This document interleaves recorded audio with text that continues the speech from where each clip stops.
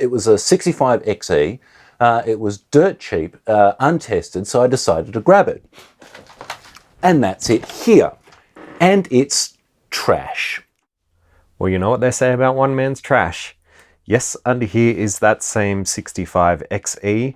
Now, it has been featured a couple of times in the past on the channel, but it's been quite a while and I have done some things off camera. So before we take a look at what it looks like now, let's just do a quick recap of what it looked like in the past and what repairs were required to take it from trash to functional trash. So first up, we found a faulty RAM IC, which was getting quite hot, and I think I had some choice words to say about that at the time. So that was whipped out and replaced, but the machine still wouldn't boot. And after a lot of probing with the oscilloscope, I came to the conclusion that the CPU also had an issue, so that also got replaced. And after that, we actually had a booting machine. Now, it still wasn't fully functional because the keyboard membrane basically had turned to a rotten mess. Now, I did manage to fix most of that with a conductive ink pen. In fact, I think I had the keyboard fully working at the time. But since then, it has deteriorated, and I'm not really surprised. Like, a lot of the other traces looked pretty marginal. So it's no surprise that it's having issues once again. So I have ordered a new keyboard mylar. Unfortunately, it hasn't arrived yet, but hopefully any day now I will have that ready to go. After all that was said and done, it was time to actually clean up the case. Now, it did take a lot of scrubbing, obviously, a lot of detergent, a little bit of baking soda here and there. That seems to help get some really stubborn dirt out of the nooks and crannies.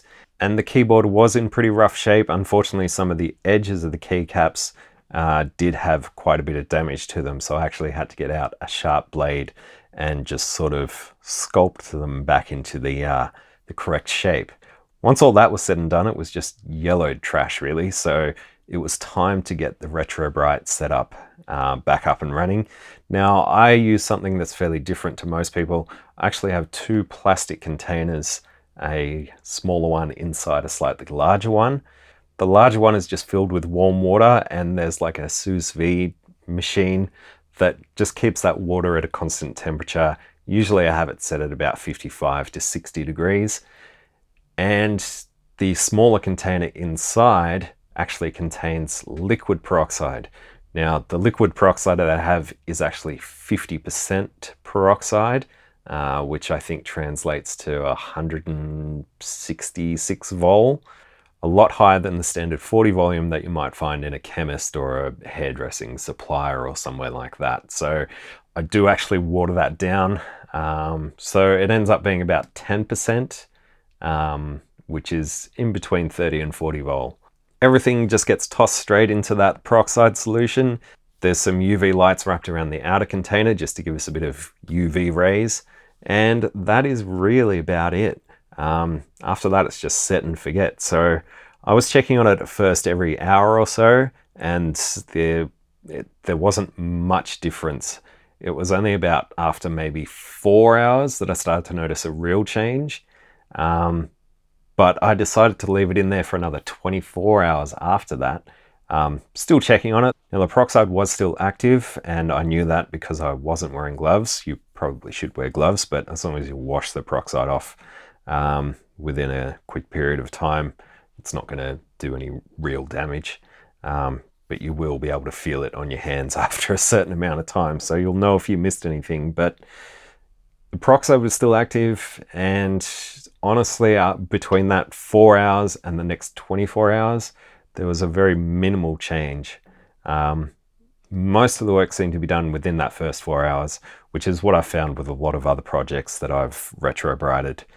And another thing that I found is, especially with grey plastics, they don't come out that same shade of grey. They tend to come out a lighter shade closer to white.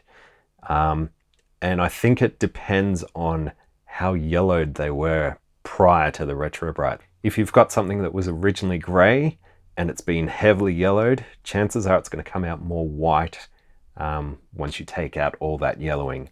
That just seems to be the way it is. Luckily, with Commodore 64Cs that I often do, they're pretty much white to begin with, or at least off-white, so you can't really notice the difference after retrobrighting, regardless of how yellowed it originally was.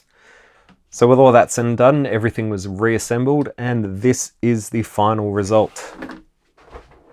As you can probably tell, things are not quite perfect. There was a line of rust above the function keys that took quite a bit of effort to get rid of, and it is still unfortunately visible. There's also what looks like a cable burn in the left corner of the keyboard, which also sort of smoothed out all that plastic, so it's actually a little bit more glossy than the rest of the case. Apart from that, you know, there's some minor scuffs here and there, but it's definitely a huge improvement over what it previously looked like, and I'm quite happy with how this turned out. If push came to shove, I would have considered spray painting the whole thing, but I really don't like painting retro computers. Obviously, if something's too far gone, paint may be the only option, but I try and avoid that whenever possible, and a few scuffs here and there I'm okay with. It's not such a big deal.